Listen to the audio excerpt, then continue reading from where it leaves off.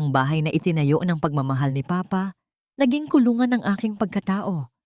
Habang nilalamon ni na Lucinda ang yaman na hindi sa kanila, tanging dusa ang itinira nila sa akin.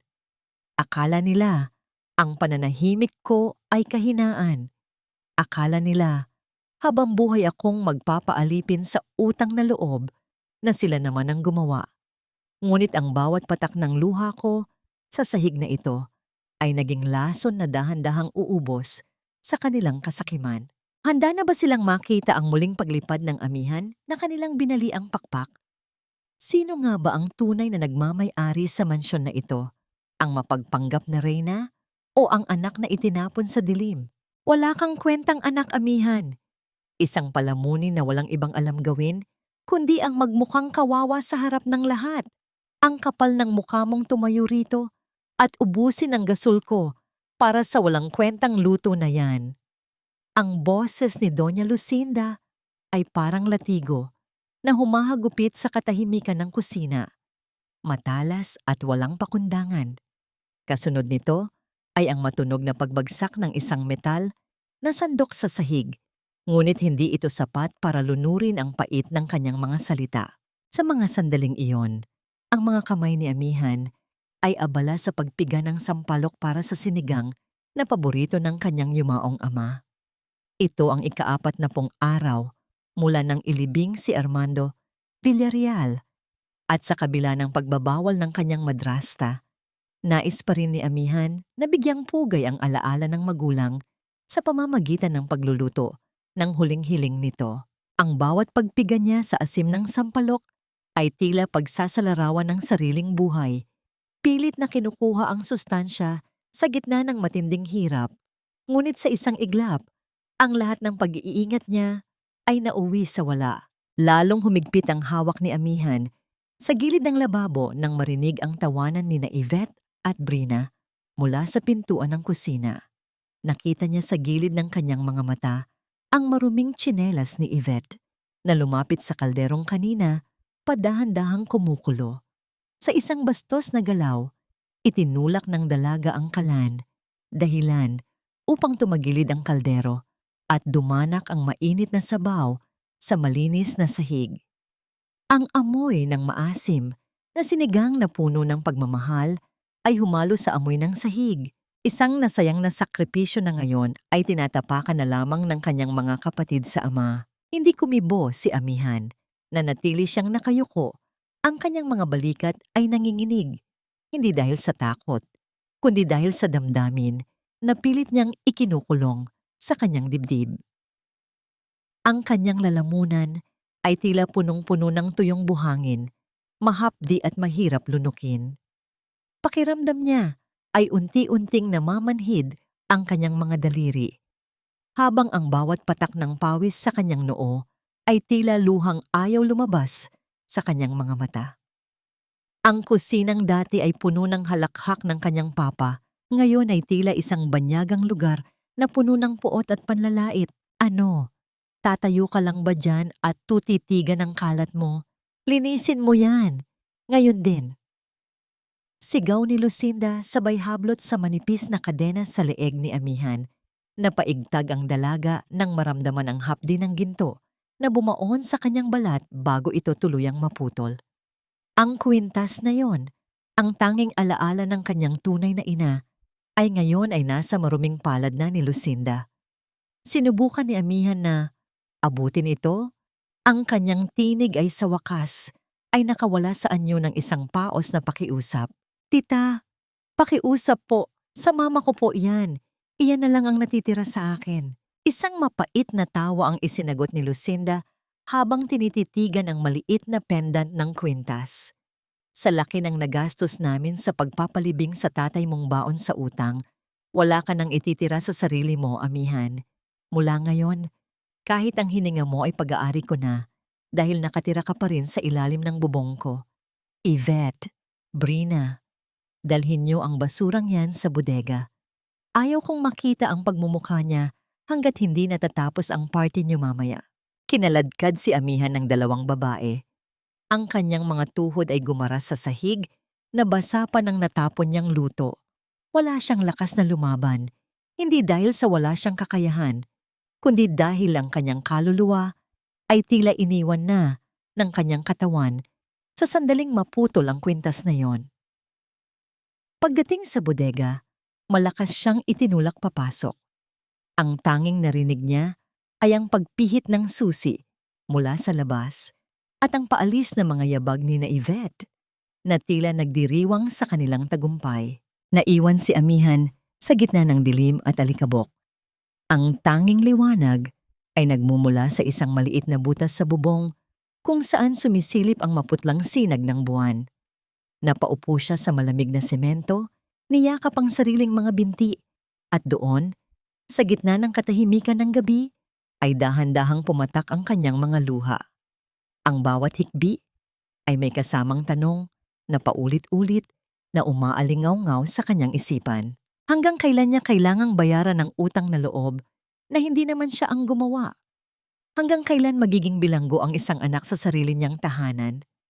Sa gitna ng kadiliman, tanging ang tibok ng kanyang pusong sugatan ang nagpapaalala sa kanya na siya ay humihinga pa, bagaman ang mundo sa labas ay tila tuluyan na siyang kinalimutan. Ang bodega na ito ay hindi lamang imbakan ng mga lumang gamit, kundi naging libingan na rin ng aking mga pangarap.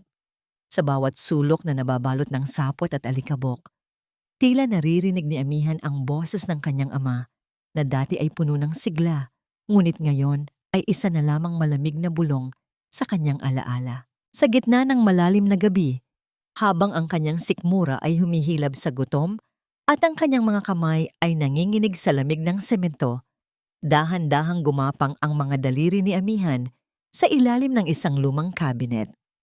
Isang bahagi ng sahig na gawa sa kahoy ang naramdaman niyang maluwag. Sa isang pilit na galaw, naisantabi niya ang tabla at doon, sa gitna ng kadiliman, ay nadama niya ang isang makapal na sobre.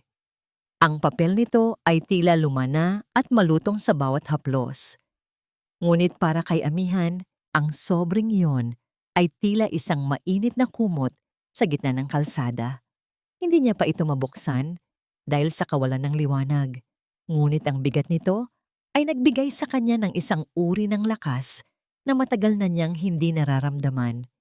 Isiniksik niya ito sa loob ng kanyang lumang damit, malapit sa kanyang puso, tila isang lihim na sandata laban sa kalupitan ng bukas. Nang sumikat ang araw, ang tunog ng bakal na nagkiskisan sa pagbukas ng pinto ng bodega ay nagsilbing hudyat ng panibagong araw ng paghihirap. Hindi man lamang siya tinanong ni Lucinda kung nakatulog siya o kung maayos ang kanyang kalagayan. Ang tanging bumati sa kanya ay ang mabigat na sako ng mga basura na kailangang ilabas sa dulo ng subdivision. Huwag kang babalik dito hanggat hindi mo nasisiguro na malinis ang bawat sulok ng labas. At siguraduhin mong hindi ka magkakalat ng baho mo sa mga kapitbahay. Ang boses ni Lucinda ay puno ng pagkamuhi. Tila ang paghinga ni Amihan ay isang malaking kasalanan sa kanyang paningin. Bit-bit ang mabigat na sako. Naglakad si Amihan patungo sa labas ng subdivision. Ang init ng araw ay tila sumusubok sa kanyang natitirang pasensya. Habang pilit niyang itinataas ang sako sa malaking basurahan, isang puting sasakyan ang dahan-dahang huminto sa kanyang tabi. Isang lalaki ang bumaba, may hawak na mga libro at suot ang isang simpleng polo shirt. Siya si Elian, ang bagong guro sa universidad na balita sa kanilang lugar dahil sa kanyang kabaitan. Nang makita ni Elian ang nahihirapang dalaga, mabilis itong lumapit. Hindi ito nag-atubiling hawakan ang maruming sako para tulungan si Amihan. "Miss, mukhang mabigat yan. Hayaan mo na akong tumulong." Ang boses ni Elian ay banayad, tila isang musika na matagal nang hindi naririnig ng mga tainga ni Amihan. Nagulat si Amihan. Sanay siyang tinatalikuran. Sanay siyang pinandidirihan. Ngunit sa mga mata ni Elian, wala siyang nakitang panghuhusga. Tanging pag-aalala at isang uri ng respeto ang nananahan doon. Nang maayos na ang basura, napansin ni Elian ang mga pasa sa braso ni Amihan at ang dumi sa kanyang mukha. Ngunit sa halip na magtanong ng mga bagay na makakapagpahiya sa dalaga, kumuha siya ng isang maliit na libro mula sa kanyang gamit. Sa tingin ko, mas kailangan mo ito kaysa sa akin. Ang talino ay isang uri ng kalayaan na walang sino man ang pwedeng kumuha sa iyo, nakangiting sabi ni Elian habang iniabot ang libro.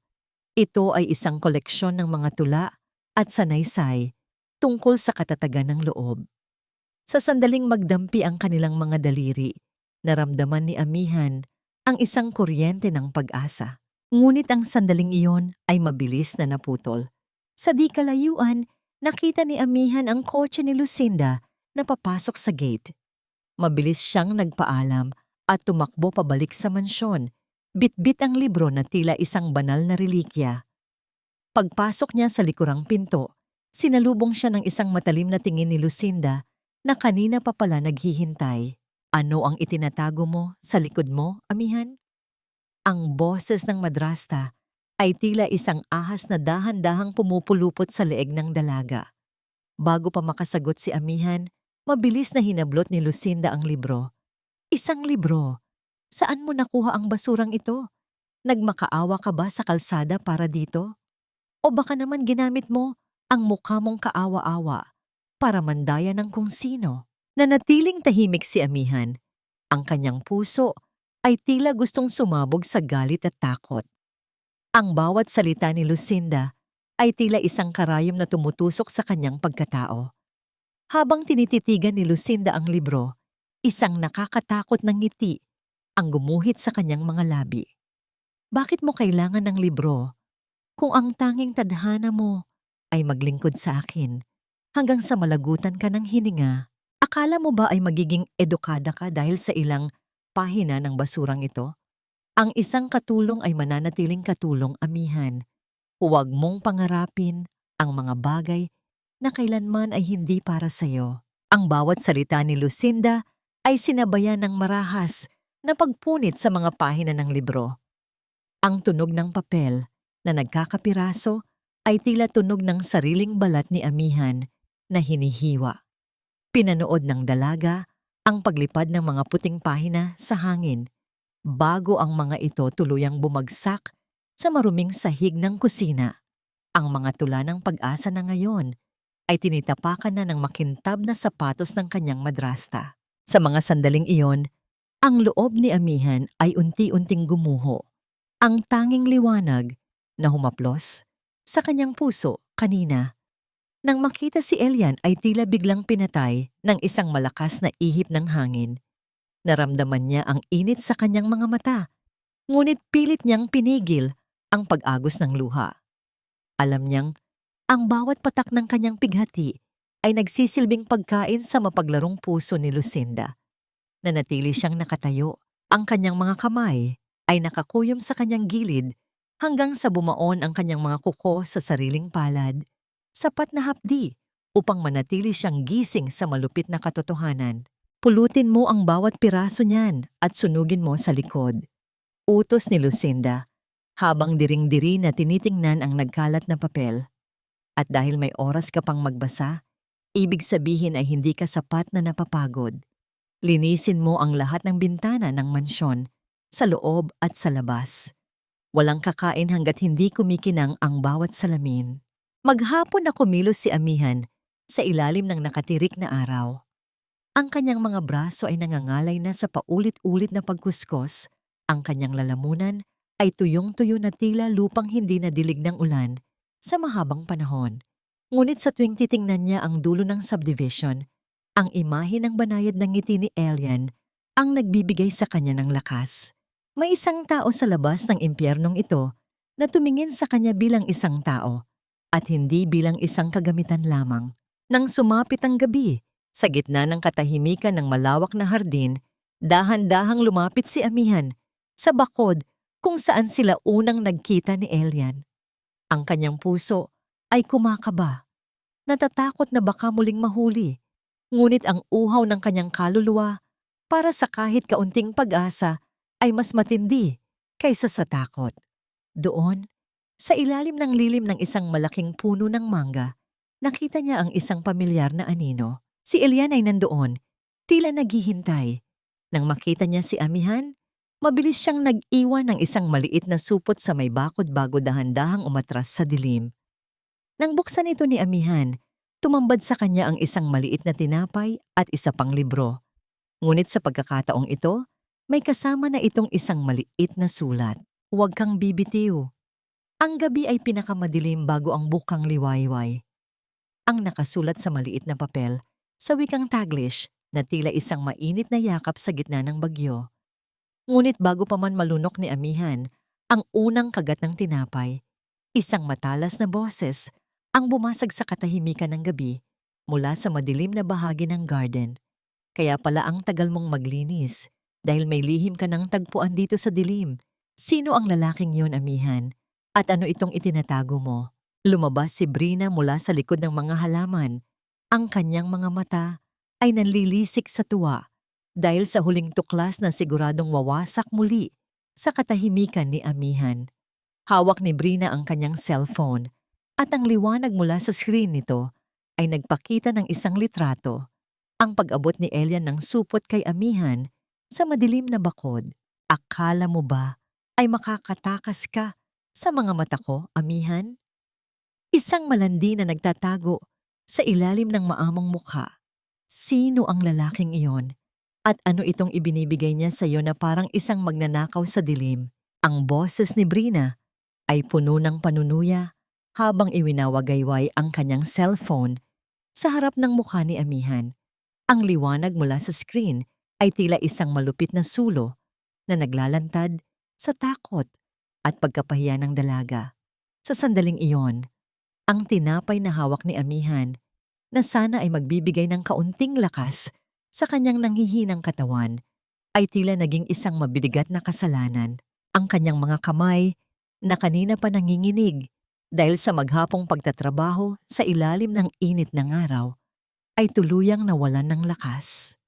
Ang supot na naglalaman ng pag-asa ay dahan-dahang nalaglag sa damuhan, isang tahimik na pagsuko sa gitna ng malupit na gabi. Pakiramdam ni Amihan ay muling bumalik ang lahat ng hapdi sa kanyang mga braso. Ang bawat pasong natamo niya sa paglilinis ng mansyon ay tila sabay-sabay na kumirot. Ang tanging hangad niya lang ay maramdaman na siya ay isang tao. Ngunit sa harap ng kanyang kapatid sa ama, siya ay nananatiling isang basura na kailangang yurakan. Hindi na hinintay ni Brina ang sagot ni Amihan. Marahas nitong hinablot ang braso ng dalaga at kinaladkad patungo sa loob ng mansyon kung saan naghihintay ang nagngangalit na si Lucinda. Ang bawat hakbang ni Amihan ay tila paglapit sa sarili niyang bitayan.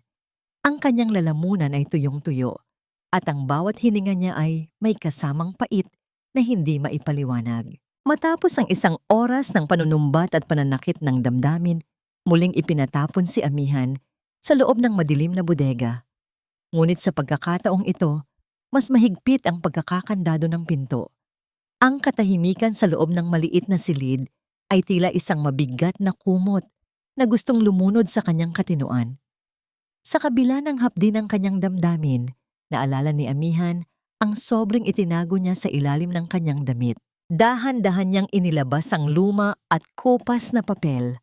Sa tulong ng manipis na sinag ng buwan na tumatagos sa butas ng bubong, sinimulan niyang basahin ang mga salitang nakasulat doon. Ito ay sulat kamay ng kanyang ama, si Armando.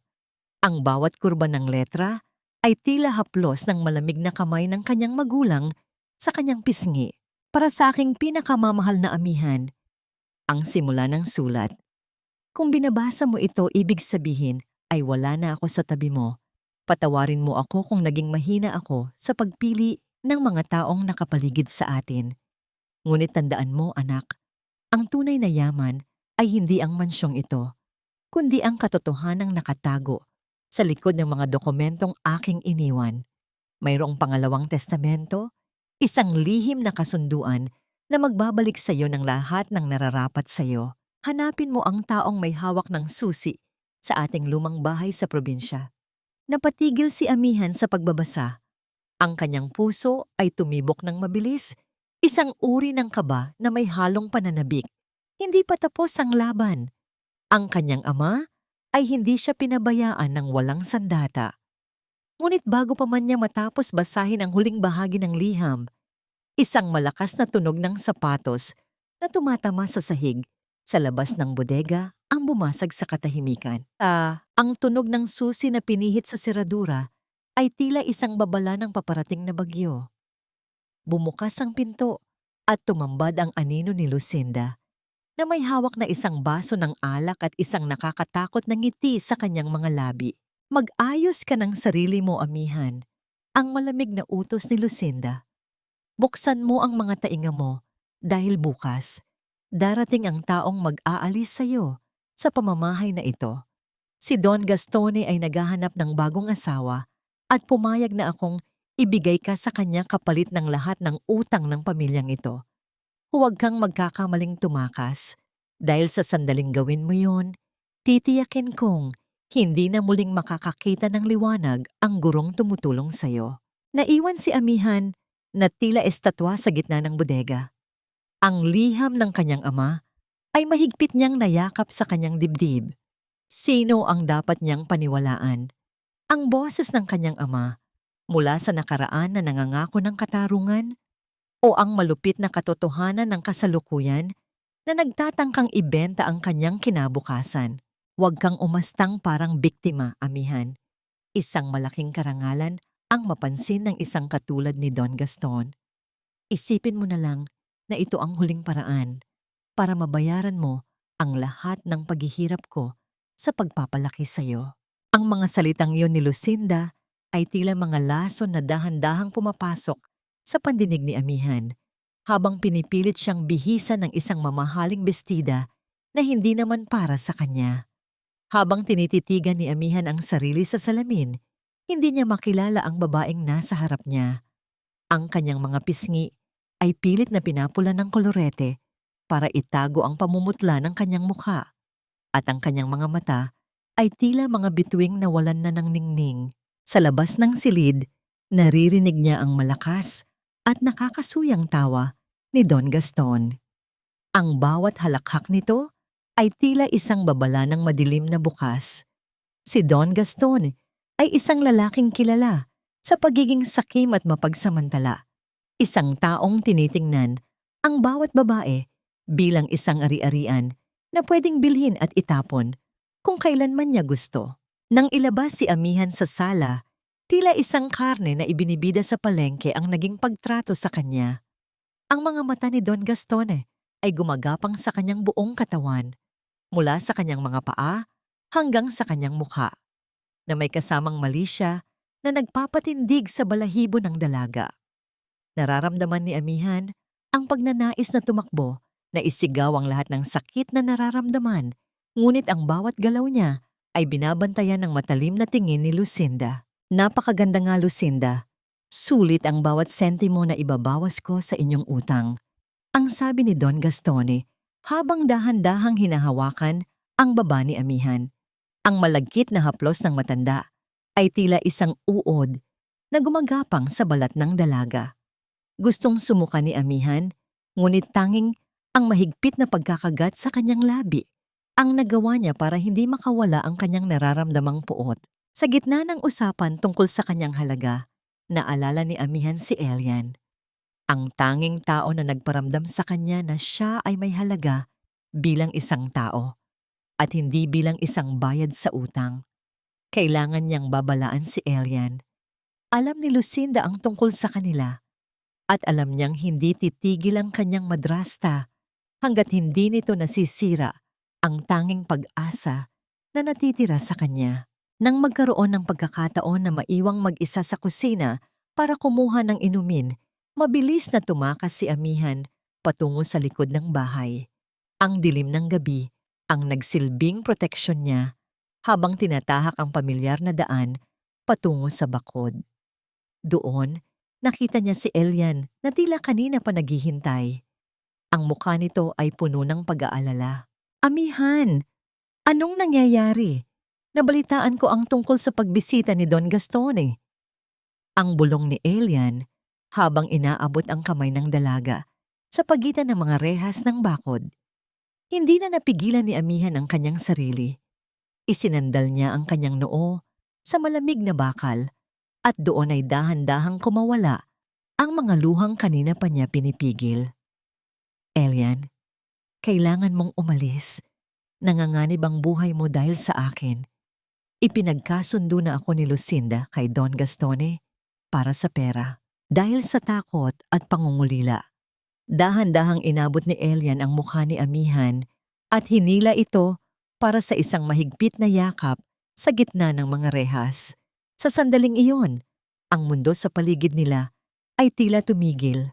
Ang init ng bisig ni Elian, ang tanging bagay na nagpapanatiling buo sa nagkakapiraso ng puso ni Amihan.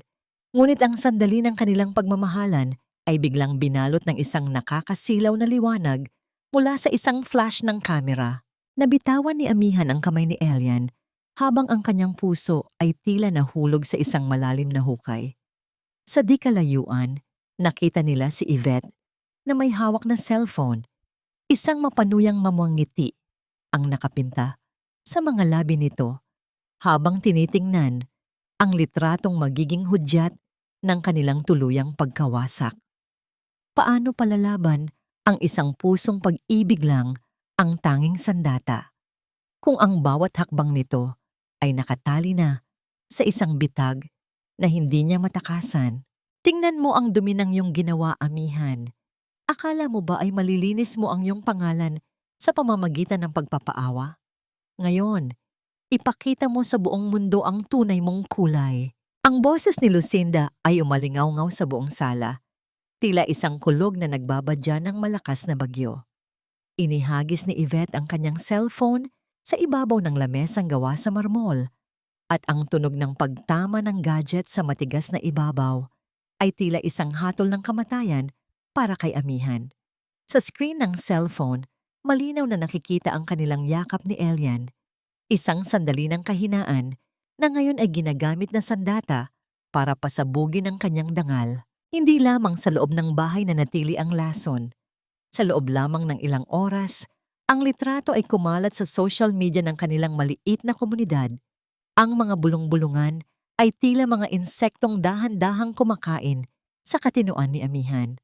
Ang banal na guro na huling nakikipagtalik sa kanyang katulong sa dilim.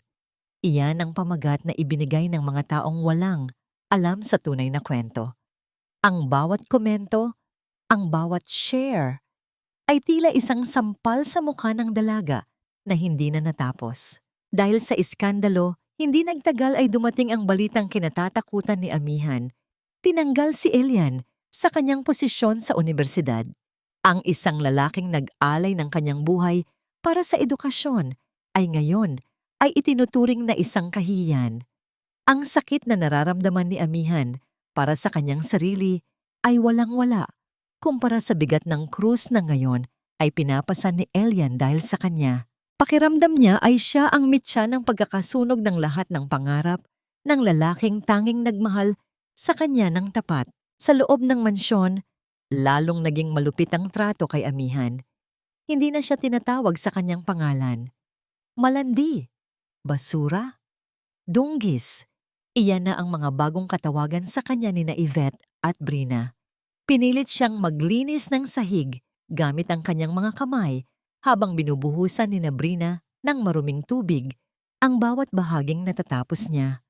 Ang kanyang mga luha ay humahalo sa sabon at dumi, ngunit wala siyang boses na mailabas. Ang kanyang dignidad ay tila isang basahan na paulit-ulit na itinatampisaw sa putikan. Iyan ang nararapat sa iyo, Amihan. Huwag mong isiping ililigtas ka pa ng gurong iyon. Ngayon ay pareho na kayong pulubi sa kalsada. Ang panunuya ni Lucinda habang tinitingnan ng dalaga mula sa itaas ng hagdan. Ang bawat hakbang ng madrasta pababa ay tila pagdiin ng sapatos nito sa leeg ni Amihan. Pinipigilan siyang makahinga. Pinipigilan siyang mangarap. Isang gabi, habang nakadapa si Amihan sa kusina, dahil sa sobrang pagod at gutom, isang maliit na papel ang dahan-dahang nailusot sa ilalim ng pinto ng likuran. Sa kabila ng panghihina, gumapang ang dalaga para abutin ito. Sa pamamagitan ng malamlam na ilaw ng refrigerator, nabasa niya ang sulat na tila isang huling hininga ng pag-asa. Amihan, kinuha man nila ang trabaho ko. Hindi nila kailanman makukuha ang paninindigan ko para sa'yo. Huwag mong iisiping talunan tayo. Ang sugat na ito ang magiging tanda ng ating tagumpay sa huli. Magtiwala ka. Gumagawa ako ng paraan. Sariwa pa ang tinta ng panulat. Tila ba kakatapos lang itong isulat sa gitna ng pagmamadali. Napayakap si Amihan sa maliit na papel. Ang kanyang mga hikbi ay pilit niyang itinago sa ilalim ng kanyang palad para hindi marinig ng mga taong nakapaligid sa kanya. Ngunit sa gitna ng kanyang pag-iyak, isang pamilyar na tunog ng sapatos ang dahan-dahang lumalapit sa kusina. Ang bawat yabag ay tila isang babala na ang katahimikang ito ay pansamantala lamang at ang susunod na pagsubok ay mas matindi kaysa sa lahat ng kanyang naranasan. Tila naging banyaga ang bawat sulok ng mansyong ito sa paningin ni Amihan, isang malawak na kulungang gawa sa ginto at marmol na dahan-dahang umuubos sa kanyang lakas. Ngunit sa gitna ng matinding pagod at paulit-ulit na panlalait ni na Lucinda, may isang munting apoy na pilit na pinapanatiling buhay ng dalaga sa kanyang kalooban. Hindi na sapat ang pag-iyak. Alam ni Amihan na ang mga luha ay hindi makakapagpabago sa kanyang tadhana, kundi ang talino at kaalaman na pilit na ipinagkakait sa kanya. Sa bawat gabi na siya ay ikinukulong sa madilim na bodega, hindi na lamang pagtulog ang kanyang ginagawa. Sa ilalim ng kanyang banig, maingat niyang itinatago ang isang lumang cellphone na binigay ni Elian bago pa man pumutok ang iskandalo. Ito ang kanyang naging bintana patungo sa mundo ng karunungan. Sa pamamagitan ng mga voice notes na ipinapadala ni Elian, dahan-dahang natututo si Amihan tungkol sa kanyang mga karapatan, tungkol sa batas ng pamana at kung paano protektahan ang sarili laban sa mga mapang-abuso. Ang boses ni Elian sa kabilang linya ay tila isang banayad na haplos sa kanyang sugatang puso. Amihan, kailangan mong intindihin ang iyong rights. Hindi ka lang basta nakatira dyan, ikaw ang tunay na tagapagmana ng iyong papa. Ang bulong ni Elian sa record. Sa tuwing naririnig niya ito habang naglalaba ng nagtataasang bundok ng mga damit ni na Yvette, pakiramdam ni Amihan ay muling nabubuo ang kanyang pagkatao. Ang bawat salita ng batas na kanyang isinasa ulo ay tila isang baluti na isinusuon niya bago harapin ang muling pagsambulat ng galit ni Lucinda. Isang hapon, habang naglilinis ng opisina ni Lucinda, napansin ni Amihan ang isang makapal na sobrang kulay kape na nakapatong sa ibabaw ng mesa. Karaniwan ay hindi siya nangingialam sa mga gamit ng kanyang madrasta. Ngunit dahil sa mga turo ni Elian, natutunan niyang maging mapagmatyag. Sa isang mabilis at tahimik na galaw, sinilip niya ang nilalaman nito. Ang kanyang puso ay tumibok. Nang mabilis nang makita ang mga salitang final notice at overdue balance. Tila isang malaking pader na dahan-dahang nagkakaroon ng mga bitak ang kapangyarihan ni Lucinda. Ang mansyong ipinagmamalaki nito, ang mga alahas na ninakaw sa alaala ng kanyang ina, at ang marangyang pamumuhay ni na Yvette ay nakatayo na pala sa isang marupok na pundasyon ng utang. Ang lahat ng kanilang pagpapakitang tao sa harap ng lipunan ay isa lamang palasyong gawa sa buhangin na anumang oras ay pwedeng anurin ng alon ng katotohanan. Sa gitna ng kanyang pagtuklas, naramdaman ni Amihan ang isang kakaibang pakiramdam, isang pag-asang hindi na lamang nakabatay sa panalangin, kundi sa katibayan. Dahan-dahan niyang ibinalik ang sobre sa eksaktong pwesto nito, tinitiyak na walang bakas ng kanyang pakikialam. Ang kanyang mga kamay na dati ay nanginginig sa takot, ngayon ay matatag na sa bawat kilos. Habang nagpupunas si Amihan ng mga antigong bintana sa sala, nakita niya ang kanyang sariling refleksyon sa salamin. Sa unang pagkakataon sa loob ng mahabang panahon, hindi na isang batang babaeng talunan ang kanyang nakita. kundi isang babaeng may lihim na lakas. Itinaas niya ang kanyang kamay at dahan-dahang iginuhit sa hangin ang salitang kalayaan, habang ang isang maliit na ngiti ay dahan-dahang sumilay sa kanyang mga labi. Ngunit ang katahimikang ito ay muling binalot ng kaba nang marinig ni Amihan ang malakas na sigaw ni Lucinda mula sa ikalawang palapag. Ang tunog ng mga papel na inihahagis at ang pagbagsak ng isang mabigat na bagay ay umalingaw-ngaw sa buong mansyon. Kasunod nito ay ang matalas na tawag sa kanyang pangalan na tila may dalang mas matinding panganib. Isang sulat mula sa bangko ang hindi lamang naglalaman ng utang, kundi isang katotohanang mas malalim pa sa inaasahan ni Amihan, isang katotohanang nakatakdang bumago sa lahat ng kanyang nalalaman tungkol sa pagkamatay ng kanyang ama.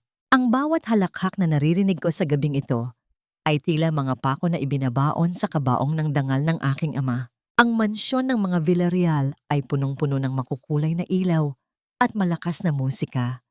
Isang pagtatangka ni Lucinda na ipakita sa lahat na sila ay nananatiling makapangyarihan sa kabila ng dahan-dahang pagguho ng kanilang kayamanan.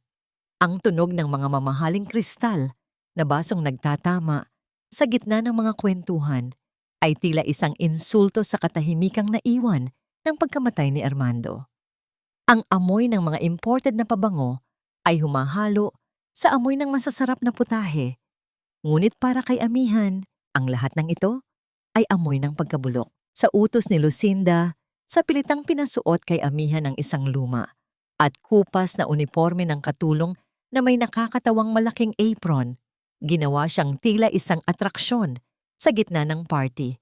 Isang buhay na paalala sa lahat ng bisita kung ano ang kinahihinatnan ng mga taong hindi marunong sumunod. Habang naglilibot si Amihan, bitbit ang mabigat na tray ng mga inumin. Nararamdaman niya ang mga mapanghusgang tingin at mahihinang tawa ng mga kaibigan ni na Yvette at Brina. Amihan, dalyan mo. Uhaw na ang mga bisita ko. Huwag mong ipakita ang mukha mong parang laging namatayan. Nakakasira ng mood. Ang panunuya ni Brina habang sinasadyang patabigin ang tray na hawak ng dalaga. Dahilan upang muntik na itong malaglag. Sa kabila ng pagkapahiya, nanatiling matatag ang loob ni Amihan. Ginagamit niya ang bawat sandali ng kanyang paglilingkod upang makinig sa mga usap-usapan. Alam niyang, sa gitna ng ganitong karangyaan, madalas na lumalabas ang mga lihim na pilit itinatago. Nang mautusan siyang magdala ng dagdag na alak sa loob ng pribadong opisina ng kanyang ama, doon niya nakita ang isang eksenang hindi niya inaasahan. Si Lucinda ay masuyong nakasandal kay Attorney Valdez, ang matagal ng abogado ng pamilya Villarreal na dapat sana ay nagtatanggol sa kanyang karapatan. Huwag kang mag-alala, Lucinda. Ang lahat ng dokumento ay nasa ayos na. Sa sandaling malagdaan ng huling papeles, wala nang magagawa ang kahit na sino, lalo na ang batang iyon. Ang bulong ni Attorney Valdez habang dahan-dahang hinahaplos ang kamay ni Lucinda. Ang tinig ng abogado ay tila isang malamig na hangin na nagpataas ng balahibo ni Amihan sa likod ng pinto. Naramdaman niya ang matinding traidor sa kanyang dibdib. Ang taong pinagkatiwalaan ng kanyang ama ay siya palang katuwang ni Lucinda sa pagnanakaw ng kanyang kinabukasan. Kailangan nating siguraduhin na wala nang bakas na maiiwan, Valdez. Ang mga lumang gamit ni Armando, ang kanyang mga talaarawan, at ang mga lumang painting sa itaas. Lahat yan ay nagpapaalala sa akin ng nakaraan na gusto ko nang ibaon sa lupa. Ang sagot ni Lucinda, ang boses nito ay puno ng puot at kasakiman. Isang matalim na ngiti ang gumuhit sa mukha ni Lucinda bago muling magsalita. Bukas ng gabi, habang tulog na ang lahat, sisindihan natin ang isang apoy na tatapos sa lahat ng alaala ni Armando Villarreal. Susunugin natin ang lahat ng basurang yabon sa likod ng bahay. Kapag wala ng ebidensya, wala na ring katanungan. Nabitawan ni Amihan ang hawak niyang baso sa labas ng pinto. At ang tunog ng pagkabasag ng bubog sa sahig ay tila isang malakas na hudyat ng pagsisimula ng isang digmaan. Ang kanyang puso ay tumibok ng napakabilis. Tila gustong kumawala sa kanyang dibdib. Ang lahat ng alaala ng kanyang ama, ang tanging natitirang piraso ng kanyang puso ay balak na ubusin ng apoy sa susunod na gabi. Ubusin mo ang lahat ng iyan, Yvette. Ayaw ko nang makakita kahit isang bakas ng matandang yon sa pamamahay na ito. Gawin mong abo ang bawat alaala niya. Ang tinig ni Lucinda ay tila huni ng isang nagngangalit na buwaya, habang ang liwanag mula sa likod ng bahay ay dahan-dahang nagpapakulay sa madilim na gabi.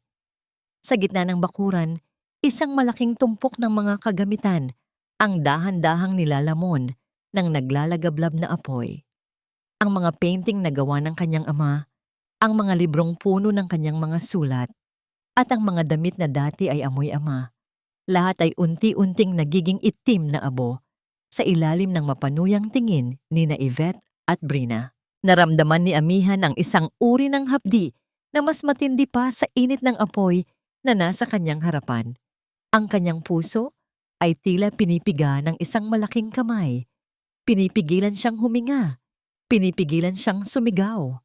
Ang bawat pahina ng sketchbook ng kanyang ama na nilalamon ng apoy ay tila mga bahagi ng kanyang sariling kaluluwa na dahan-dahang nawawala. Ang amoy ng nasusunog na canvas at tela ay humahalo sa amoy ng kanyang sariling pighati.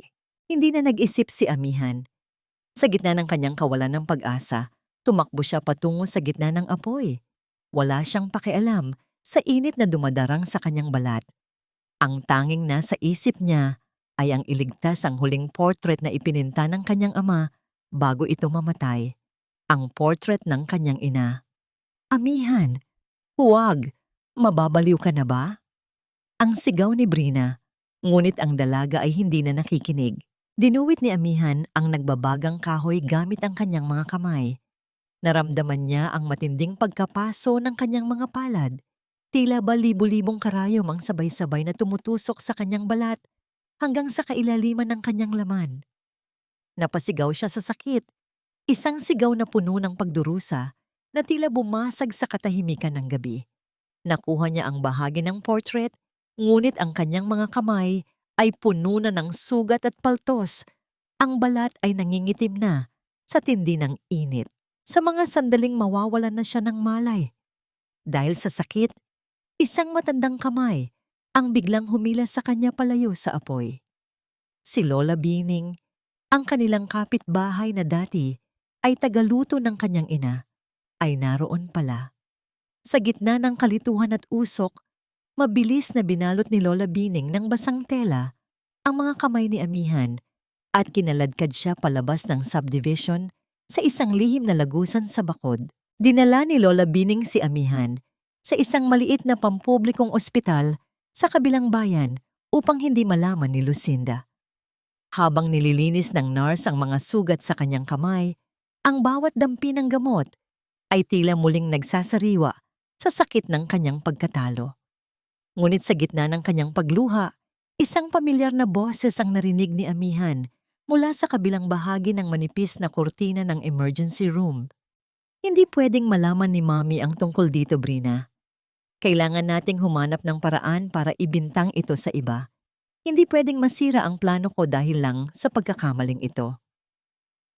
Ang bulong ni Yvette, ang boses nito ay nanginginig sa takot at pagmamadali. Pero Yvette, 2 buwan na yan. Lalaki ang tiyan mo. Paano natin sasabihing si Amihan ang may kasalanan kung hindi naman siya ang lalaki? Ang sagot ni Brina. Nanigas ang buong katawan ni Amihan sa kanyang kinahihigaan. Ang hapdi ng kanyang mga kamay ay pansamantalang nalimutan dahil sa bigat ng katotohanang kanyang narinig.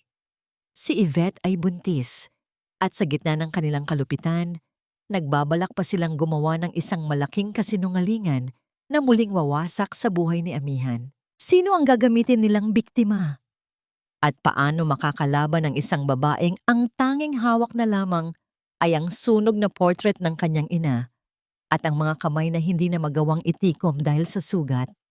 Hindi na katarungan ang hinihingi ko sa langit, kundi ang lakas na bawiin ang bawat piraso ng dangal na ninakaw ninyo mula sa akin. Ang mga puting benda sa kamay ni Amihan ay tila mga selyo ng kanyang bagong pananahimik. Isang katahimikang hindi na nagmumula sa takot, kundi sa isang matalinong pagluluto ng paghihiganti. Habang nakatingin siya sa kanyang mga daliri, nahirap pang itikom, hindi na luha ang nagniningning sa kanyang mga mata. Ang apoy na tumupok sa mga painting ng kanyang ama ay tila lumipat sa kanyang kalooban, nagbibigay ng init na nagpapatigas sa kanyang determinasyon. Wala nang espasyo para sa awa sa sarili. Ang bawat hapdi ng kanyang sugat ay paalala na ang bao ay tapos na. At ngayon ay oras na para sa muling pagtayo ng mga nasalanta. Sa kabila ng kanyang kalagayan, hindi pinahintulutan ni Lucinda na magpahinga si Amihan. Inutusan siyang maglinis ng malawak na garden. Ang mga kamay na may benda ay pilit na pinahawak sa magaspang na walis tingting.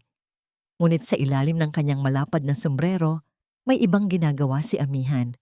Sa tuwing malayo ang tingin ni na Yvette, mabilis niyang binubuksan ang mga reviewers na ipinadala ni Elian sa pamamagitan ni Lola Bining. Ang bawat formula ng math at bawat alituntunin ng balarila ay isinasa puso niya. Tila ba ang mga ito ay mga mahiwagang salita na magpapalaya sa kanya mula sa pagkaalipin. Dumating ang araw ng pagsusulit para sa alternative learning system. Sa tulong ni Lola Bining na nagpanggap na may sakit at kailangan ng kasama sa bayan, nakapuslit si Amihan. Sa loob ng silid-aralan, habang hawak ang ballpen gamit ang kanyang nanginginig pang mga daliri, naramdaman ni Amihan ang presensya ng kanyang ama.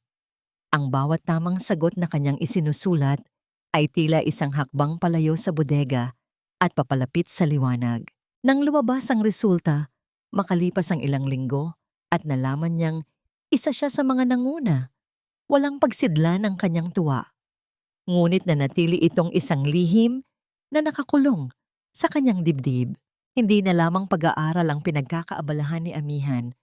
Gamit ang lumang cellphone na itinatago niya sa ilalim ng kanyang damit, sinimulan niyang i-record ang bawat pagsigaw, bawat panlalait at bawat pagbabanta ni Lucinda. Ang bawat wala kang kwenta at dapat ka nang mamatay ay naging mga digital na bala na itinatago niya para sa tamang panahon. Ang kanyang mga mata ay naging mas mapagmatyag, tinititigan ang bawat kilos ni na Yvette na tila isang manunulat na nagtatala ng bawat pagkakamali ng kanyang karakter. Isang gabi, habang nagdadala ng tsaa sa opisina, hindi sinasadyang naiwan ni Lucinda na bukas ang pinto. Mula sa dilim ng pasilyo, nakita ni Amihan ang kanyang madrasta na may hawak na pluma. Maingat na ginagaya ang pirma ng kanyang yumaong ama sa isang makapal na dokumento. Ang bawat kurba ng panulat ni Lucinda ay tila isang pagnanakaw sa harap ng kanyang mga mata. Narinig ni Amihan ang mahinang pag-uusap ni Lucinda sa telepono. Binabanggit ang tungkol sa paglilipat ng lahat ng natitirang lupain sa ilalim ng pangalan nito bago pa man malaman ng mga awtoridad ang tungkol sa utang ng pamilya. Mabilis na itinaas ni Amihan ang kanyang cellphone at nakuha ang malinaw na video ng ginagawang pandaraya ni Lucinda. Ang kanyang puso ay tumitibok ng napakabilis, tila isang tambol na gustong bumasag sa katahimikan ng gabi. Ngunit sa gitna ng kanyang pagre-record, isang malakas na tunog ng pagpihit ng doorknob ang narinig niya mula sa kanyang likuran. Dahan-dahang lumingon si Amihan at doon ay tumambad ang nanlilisik na mga mata ni Lucinda na tila naramdaman ang presensya ng isang espiya sa kanyang likuran. Ano ang ginagawa mo dyan, Amihan? At ano ang hawak mo sa iyong kamay? Ang boses ni Lucinda ay puno ng paghihinala habang dahan-dahang lumalapit sa dalaga na tila isang predator na nakahanap ng biktima. Mabilis na isinilid ni Amihan ang cellphone sa loob ng malalim na bulsa ng kanyang apron, kasabay ng mabilis na pagyuko para kunin ang basahan sa sahig. Ang kanyang puso ay tila isang ibon na pilit kumakawala sa isang masikip na hawla. Bawat tibok ay naghahatid ng kaba sa kanyang buong katawan. Ang tsaa niyo po, tita. Nakalimutan ko pong ilagay ang asukal, kaya bumalik ako.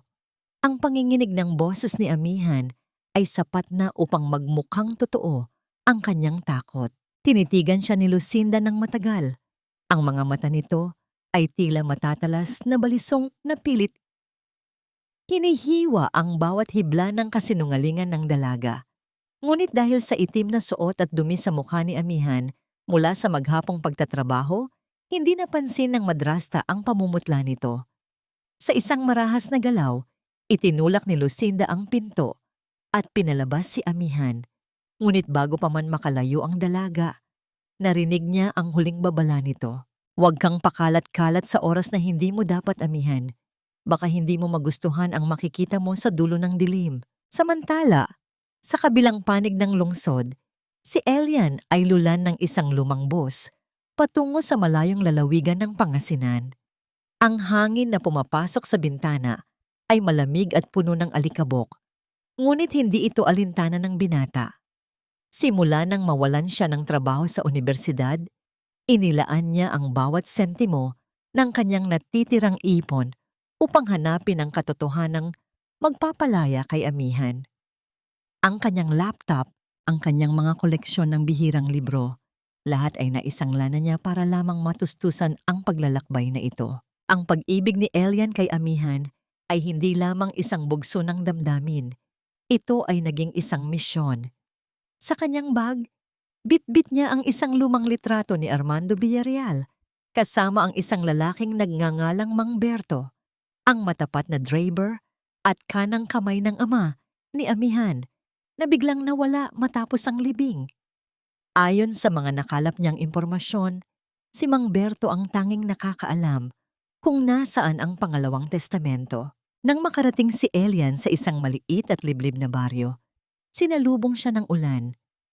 Ang tunog ng bawat patak ng ulan sa mga dahon ng saging ay tila mga yabag ng panganib na sumusunod sa kanya.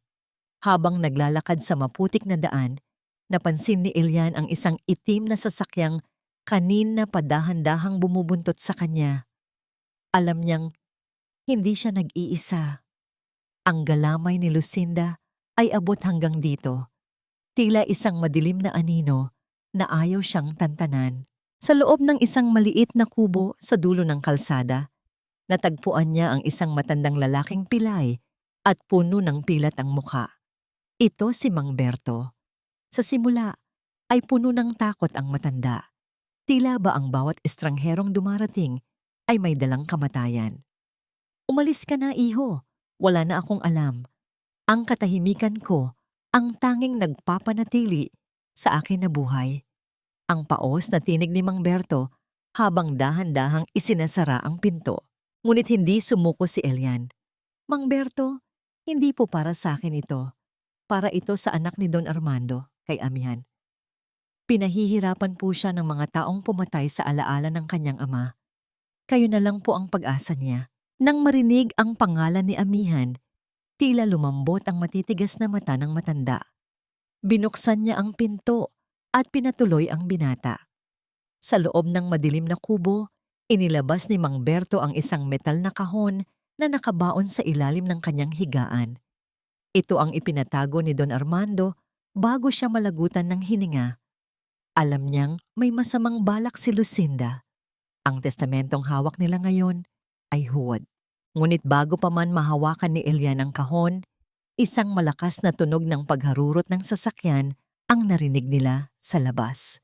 Kasunod nito ay ang pagkabasag ng bintana ng kubo dahil sa isang malaking bato. Mabilis na hinila ni Elian ang matanda para dumapa sa sahig. Ang mga tauhan ni Lucinda ay hindi na nagpapanggap. Narito sila para ubusin ang anumang katibayan na maglalantad sa kanilang kasamaan. Sa gitna ng kaguluhan, mabilis na kinuha ni Elian ang kanyang cellphone at tinawagan si Amihan. Ang bawat ring ng telepono ay tila isang habambuhay na paghihintay. Amihan, makinig ka ng mabuti. Ang bulong ni Elian habang naririnig ang mga yabag ng mga lalaking papalapit sa pinto ng kubo. Nahanap ko na ang katotohanan, Amihan. Hawak ko na ang buhay ng mansyon. Konting tiis na lang, mahal ko. Huwag kang matatakot kahit anong mangyari. Ngunit bago pa man makasagot si amihan, ang linya ay biglang naputol. Ang huling narinig ng dalaga ay ang malakas na tunog ng pagkakalabog ng pinto at ang sigaw ni Elian na tila nilalamon na ng dilim. Sa gitna ng kusina ng mansyon, naiwang nakatitig si amihan sa kanyang cellphone. Ang kanyang buong katawan ay tila naging yelo sa tindi ng takot. Buhay pa ba ang lalaking tanging nagbigay sa kanya ng dahilan para lumaban? Ang katahimikan sa loob ng mansyong ito ay hindi nakapayapaan, kundi isang dambuhalang multo na dahan-dahang sumasakal sa katinuan ng mga taong pumatay sa aking ama. 3 araw na ang nakalipas mula nang maputol ang tawag ni Elian, at sa bawat segundo na lumilipas, ang puso ni amihan ay tila isang kandilang unti-unting nauubos ang mitya. Hindi siya makakain, hindi siya makatulog ng maayos, ngunit sa kabila ng paninikip ng kanyang dibdib dahil sa pag-aalala, alam niyang hindi siya pwedeng bumigay. Kailangan niyang maging mas matatag kaysa sa lahat ng bagyong dumaan sa kanyang buhay. Kung ang mga kaaway niya ay gumagamit ng dahas, gagamitin naman ni amihan ang pinakamabisang sandata ng isang taong api, ang kanilang sariling konsensya. Nagsimulang kumilos si amihan sa gitna ng dilim.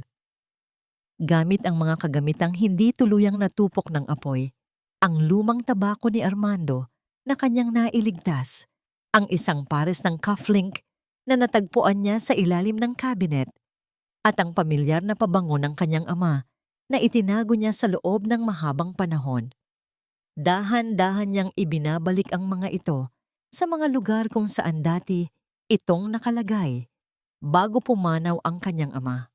Ang amoy ng tabako ay dahan-dahang humahalimuyak sa pasilyo, tila ba naglalakad muli ang tunay na nagmamay-ari ng bahay. Nang sumunod na umaga, ang mansyon ay binalot ng isang kakaibang tensyon. Pumasok si Lucinda sa kanyang opisina at agad na napatigil sa may pintuan.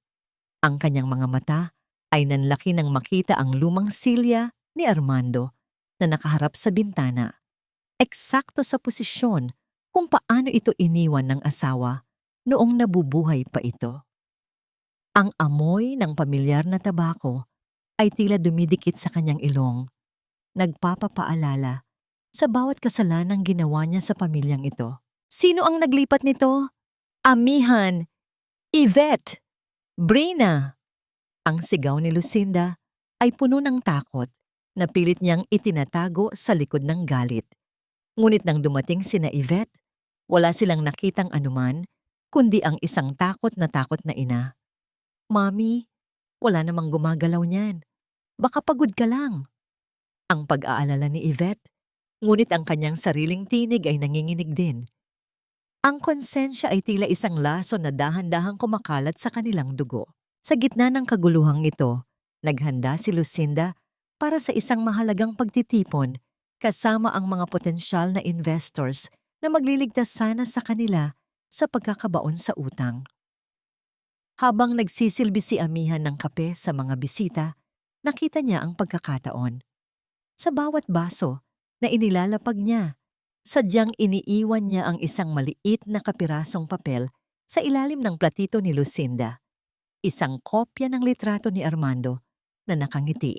Habang nagsasalita si Lucinda tungkol sa kanyang katapatan sa negosyo, dahan-dahan niyang itinaas ang kanyang tasa at doon ay tumambad ang mukha ng namatay niyang asawa. Ang kanyang kamay ay nagsimulang manginig, dahilan upang tumapon ang mainit na kape sa kanyang mamahaling bestida. Ang tunog ng pagtama ng tasa sa sahig ay tila isang malakas na hudyat ng kanyang tuluyang pagbagsak. Hindi! Hindi ito totoo! Patay ka na! Wala kang karapatang bumalik! Ang pagsigaw ni Lucinda sa gitna ng maraming tao ay tila isang kumpisal ng kanyang mga itinatagong krimen. Ang mga bisita ay nagpalitan ng mga nagtatakang tingin. Ang bulungan ay tila mga bubuyog na dahan-dahang pumapalibot sa kanila. Tita, okay lang po ba kayo? May nakita po ba kayo? Ang banayad na tanong ni amihan, ang kanyang boses ay tila isang anghel na puno ng pag-aalala, ngunit ang kanyang mga mata ay nananatiling malamig na tila yelo. Napaatras si Lucinda. Ang kanyang muka ay kasing puti ng papel. Ikaw, ikaw ang may gawa nito. Isinusumpa kita, amihan. Sa gitna ng kanyang pagngangalit, nawala ng balanse si Lucinda at bumagsak sa sahig sa harap ng lahat ng kanyang mga bisita habang sumisigaw ng patawad Armando. Huwag mo akong kunin. Naiwan ang lahat sa matinding gulat. Ang reputasyon ni Lucinda na pilit niyang binuo sa loob ng maraming taon ay gumuho sa loob lamang ng isang saglit. Ngunit sa gitna ng tagumpay na ito, isang masamang balita ang dumating sa pamamagitan ng isang hindi kilalang tawag sa cellphone ni amihan. Isang mensahe na naglalaman ng litrato ng isang duguang lalaki na nakagapos sa isang madilim na silid, si Elian. Ang kagalakan ni amihan ay biglang napalitan ng isang malamig na takot na mas matindi pa sa kamatayan. Nasa amin ang iyong tagapagligtas, amihan. Kung gusto mo siyang makitang buhay, ibigay mo sa amin ang lahat ng ebidensyang hawak mo bago sumikat ang araw. Ibigay mo sa akin ang lahat ng ebidensya o panoorin mo siyang malagutan ng hininga sa harap ng mga mata mo. Ang boses ni Lucinda ay wala na sa katinuan. Isang matinis at basag na tinig na tila nanggagaling sa isang taong unti-unti nang nilalamon ng sariling kadiliman. Sa kanyang nanginginig na kamay ay hawak niya ang isang piraso ng basag na kristal mula sa tasa na natapon kanina. Ang matulis na dulo nito ay nakaturo sa sariling leeg ni amihan habang ang dalaga ay nakasandal sa malamig na dingding ng madilim na pasilyo. Sa mga sandaling iyon, ang mundo ni amihan ay tila tumigil sa pag-ikot. Ang liwanag mula sa screen ng kanyang cellphone ay nagpapakita pa rin ng dugo ang mukha ni Elian, ang lalaking nag-alay ng lahat para sa kanya. Ang tanging tao na naniwala sa kanyang halaga nang ang lahat ay itinuturing siyang basura. Ang bawat patak ng dugo sa baro ni Elian ay tila isang latigo na humahagupit sa konsensya ni amihan. Kung hindi dahil sa kanya, kung hindi dahil sa paghahanap ng katarungan para sa kanyang ama, hindi sana naging ganito ang kinahinatnan ng gurong walang ibang hangad, kundi ang tumulong. Naramdaman ni amihan ang panunuyo ng kanyang lalamunan, at ang bawat hininga niya ay tila may kasamang bubog na sumusugat sa kanyang dibdib.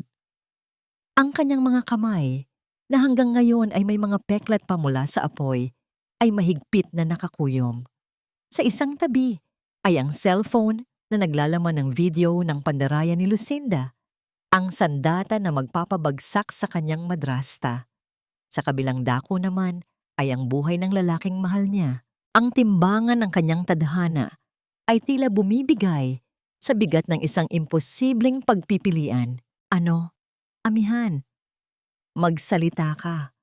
Ang lahat ng dokumentong nakuha ng lalaking yon, ang video sa cellphone mo, ibigay mo sa akin lahat. Ang sigaw ni Lucinda ay sinabayan ng pagdampi ng matulis na bubog sa balat ni amihan. Sapat na hapdi upang makaramdam siya ng init ng sariling dugo na dahan-dahang gumuguhit pababa sa kanyang leeg.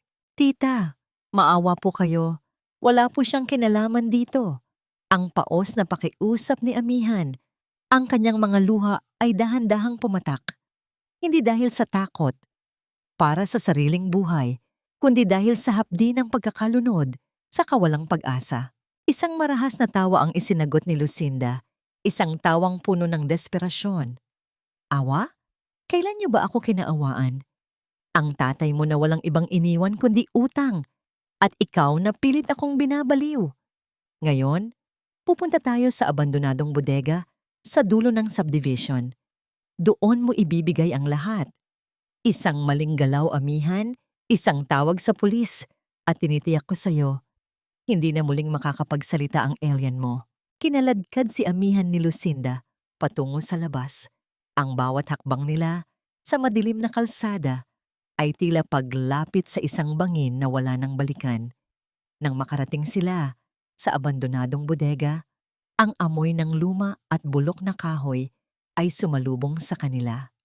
Sa gitna ng silid, sa ilalim ng isang malamlam na bumbilya, Nakita ni amihan si Elian na nakatali sa isang silya.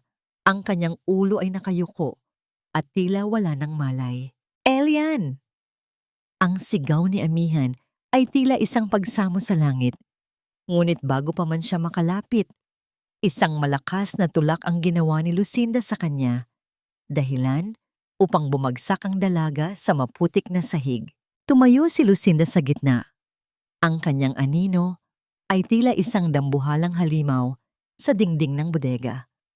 Inilabas niya ang isang lighter at sinimulang paglaruan ang apoy nito malapit sa mga tuyong dayami sa paligid ni Elian. Ang ebidensya, amihan, ngayon na, o sabay-sabay kayong magiging abo sa gabing ito. Habang nanginginig ang mga kamay ni amihan, sa paglabas ng kanyang cellphone, isang pamilyar na tunog ng pagpihit ng bakal na pinto ang narinig niya mula sa likuran.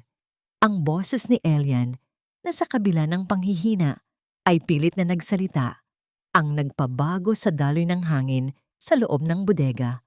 Huwag, amihan, huwag mong ibigay. Ang katotohanan ay mas mahalaga kaysa sa buhay ko. Ngunit ang kamay ni Lucinda ay dahan-dahang ibinaba ang apoy sa dayami. Ang tanong na lamang ay kung sino ang mas mabilis, ang pagdating ng tulong o ang paglamon ng apoy sa huling pag-asa ng dalawang pusong nagmamahalan. Ang katarungan ay hindi natutulog, Lucinda. Maari mong sunugin ang bodega na ito, ngunit hindi mo na kailanman masusunog ang katotohanang alam na ng buong mundo. Ang tinig ni amihan ay hindi na nanginginig. Sa gitna ng amoy ng gasolina at alikabok, tumayo siya ng matuwid. Ang kanyang mga mata ay nagniningning sa isang uri ng lakas na hindi kayang tapatan ng anumang dahas. Habang dahan-dahang ibinababa ni Lucinda ang apoy ng lighter sa tuyong dayami, itinaas ni amihan ang kanyang cellphone, hindi para ibigay ito, kundi para ipakita ang screen nito. Masyado kang naging kampante sa iyong kapangyarihan, tita. Habang kinakaladkad mo ako patungo rito, ang lahat ng video ng iyong pandaraya, ang record ng iyong pag-amin, at ang mga dokumentong nahanap ni Elian ay kusa ng naipadala sa mga awtoridad at sa lahat ng istasyon ng balita. Naka-livestream tayo, Lucinda. Ang bawat salitang binitawan mo sa gabing ito ay naririnig ng libu-libong tao sa labas. Napatigil ang kamay ni Lucinda sa ere. Ang apoy ng lighter ay tila sumasayaw sa takot sa kanyang mga mata. Ang kanyang mukha na kanina ay puno ng pagmamalaki, ay biglang binalot ng isang matinding pamumutla.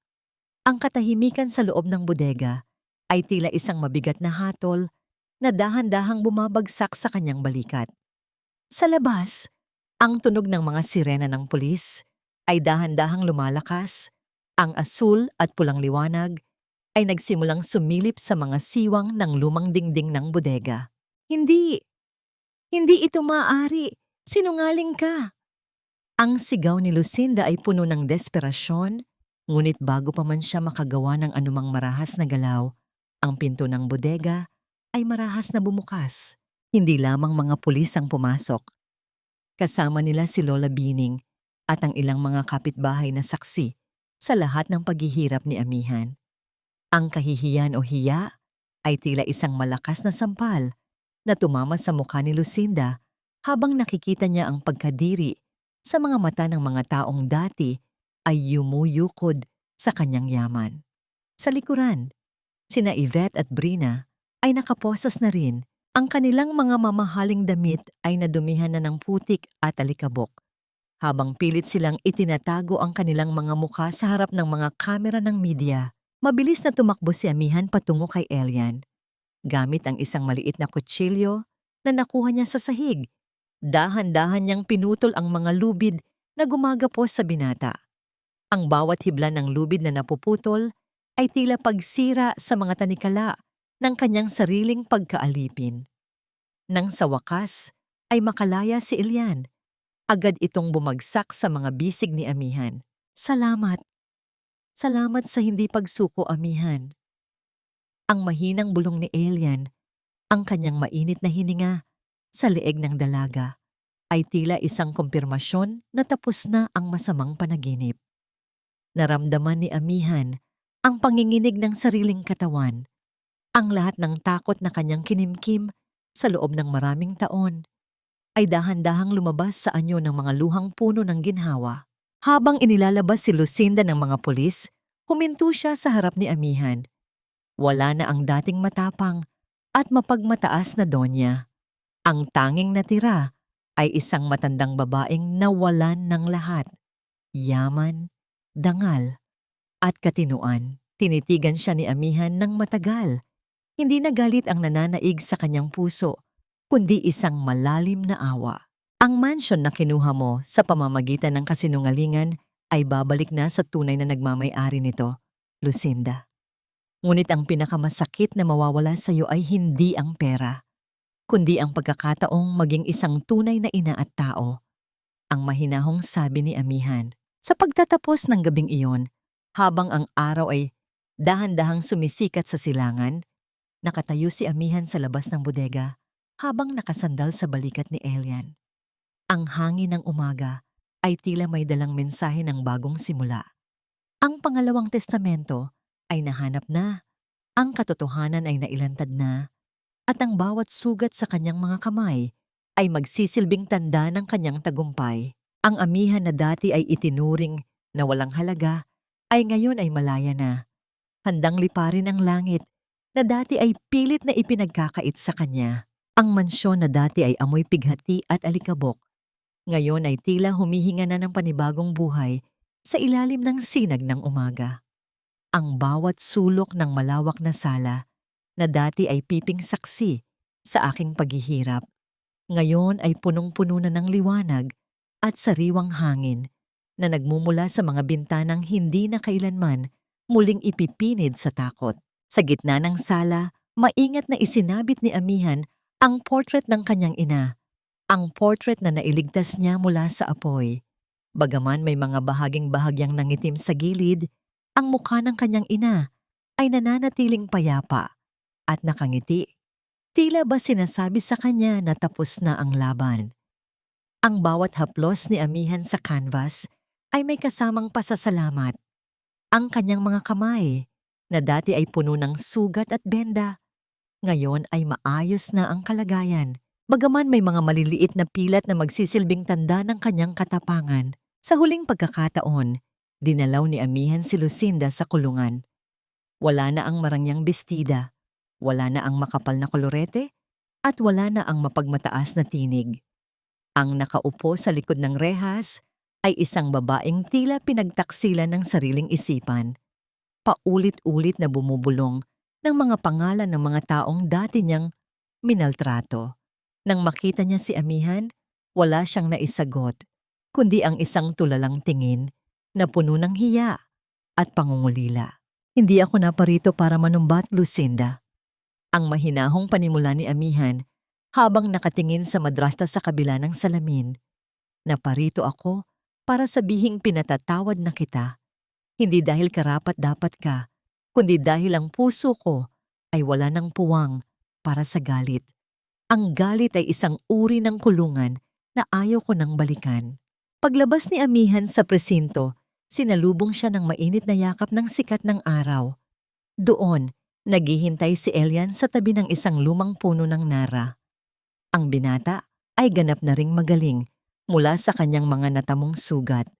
At bagaman nawalan siya ng posisyon sa dating universidad, siya ngayon ang katuwang ni Amihan sa pagpapatakbo ng Bahay Armando.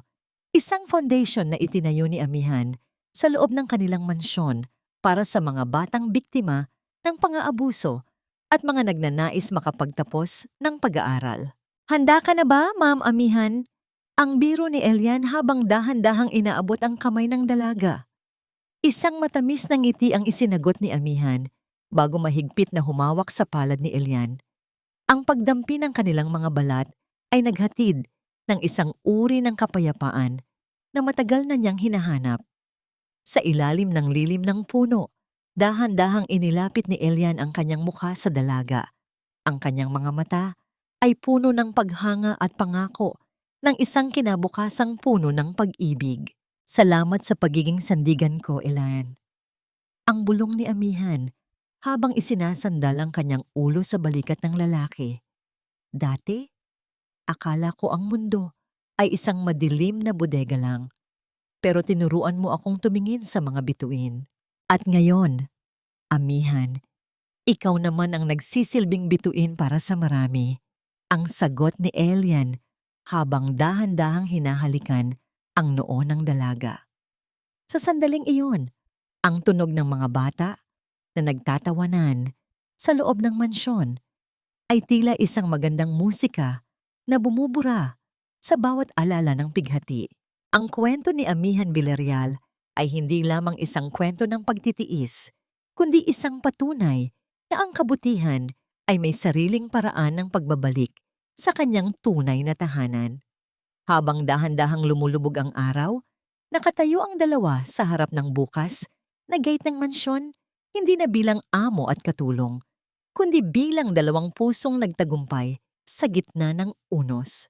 Ang bawat sugat ay naghilom na, at ang bawat luha ay naging pataba. Sa lupang ngayon ay nagbubunga na ng pag-asa. Ngunit habang ang lahat ay tila nasa ayos na, isang huling tanong ang naiiwan sa hangin. Sapat na nga ba ang pagpapatawad para tuluyang ibaon ang nakaraan? O ang mga pilat sa ating puso ay mananatiling paalala na ang tunay na kalayaan ay nagsisimula lamang kapag natuto na tayong lumakad palayo sa dilim? Lumipas ang mga taon na tila mga pahina ng isang makapal na aklat na dahan-dahang binubuklat ng panahon. Ang mansyong Villarreal, na dati ay nababalot ng takot at madidilim na lihim, ngayon ay isa ng kanlungan ng ingay at halakhak ng mga batang muling nangangarap. Ang bawat sulok nito ay hindi na amoy alikabok at kalungkutan, kundi amoy ng mga bagong luto na tinapay at samyo ng mga bulaklak sa hardin na personal na inaalagaan ni Amihan. Sa isang maliit na silid-aralan sa loob ng foundation, nakatayo si Amihan sa harap ng isang pisara. Ang kanyang mga kamay, bagaman may mga maliliit na pilat na tila mga mapa ng kanyang nakaraan, ay matatag na humahawak sa tisa. Sa bawat letrang kanyang isinusulat, tila muling nabubuhay ang pangarap ng kanyang ama na makitang nakapagtapos siya. Hindi lamang siya isang tagapagmana ngayon. Siya ay isa ng ganap na guro, isang liwanag para sa mga batang itinuring din ng lipunan na walang halaga. Nang matapos ang klase, dahan-dahang lumapit sa kanya ang isang maliit na batang babae na may dalang isang pirasong rosas. Para sa inyo po, Teacher Amihan. Salamat po sa pagtuturo sa amin na maging matapang. Ang mahiyaing sabi ng bata bago nagmano sa kanya bilang tanda ng paggalang. Naramdaman ni Amihan ang isang uri ng init sa kanyang puso na hindi kayang tapatan ng anumang yaman. Dito, sa gitna ng mga batang ito, natagpuan niya ang tunay na kahulugan ng katarungan, hindi sa pamamagitan ng paghihiganti, kundi sa pamamagitan ng pagbuo ng mga buhay na sinira ng tadhana. Sa labas, sa ilalim ng malaking puno ng nara, naghihintay si Elian. Hawak niya ang kamay ng kanilang 3 taong gulang na anak, si Laya, na masayang hinahabol ang mga tuyong dahon sa damuhan. Ang bawat sulyap ni Elian kay Amihan ay puno pa rin ng parehong paghanga at pag-ibig na naramdaman nito noong sila ay magkakilala sa dulo ng subdivision. Ang kanilang pag-ibig ay hindi na lamang isang lihim na usapan sa dilim, kundi isang pundasyon ng isang pamilyang binuo sa katotohanan at paggalang. Napatingin si Amihan sa malayo, patungo sa direksyon ng lungsod kung nasaan ang kulungan. Paminsan-minsan ay nagpapadala pa rin siya ng mga pangunahing pangangailangan para kina Lucinda, Yvette at Brina. Hindi dahil nakalimutan na niya ang sakit, kundi dahil ang kanyang puso ay malaya na sa bigat ng nakaraan. Ang pagpapatawad ay hindi nangangahulugang tama ang kanilang ginawa. Ito ay nangangahulugang hindi na nila hawak ang kanyang kaligayahan. Ang tunay na kapayapaan ay ang kakayahang maalala ang nakaraan nang hindi na nararamdaman ang kirot ng sugat. Tapos na ang klase, mahal ko? Ang tanong ni Elian habang dahan-dahang iniaabot ang isang baso ng tubig sa asawa. Tapos na, Elian. At sa tingin ko, handa na rin akong ituro ang pinakamahalagang leksyon sa ating anak. Ang nakangiting sagot ni amihan habang pinagmamasdan si Laya na tumatakbo patungo sa kanila. Itinuro sa amin ng buhay ni amihan na ang bawat unos, gaano man ito kalakas, ay may katapusan. Ang bawat luha ay may kapalit ng ngiti kung matututo tayong lumaban ng may dangal at magmahal ng walang alinlangan. Ang tunay na tagumpay ay hindi nasusukat sa laki ng bahay o dami ng alahas, kundi sa dami ng buhay na iyong nahaplos at nabago. Ang bawat pilat sa ating katawan ay hindi tanda ng ating pagkatalo, kundi mga medalya ng ating katatagan, mga paalala na tayo ay dumaan sa apoy, ngunit lumabas na mas makinang kaysa sa ginto. Habang dahan-dahang lumulubog ang araw, naglalakad ang pamilya Villarreal Cortez patungo sa loob ng kanilang tahanan. Ang bawat yabag ng kanilang mga paa sa damuhan ay tila isang panalangin ng pasasalamat. Ang bawat ihip ng hangin, ang bawat amihan ay nagpapaalala sa lahat na ang bawat anak ng Diyos ay may karapatang lumipad, may karapatang magmahal, at higit sa lahat, may karapatang maging malaya.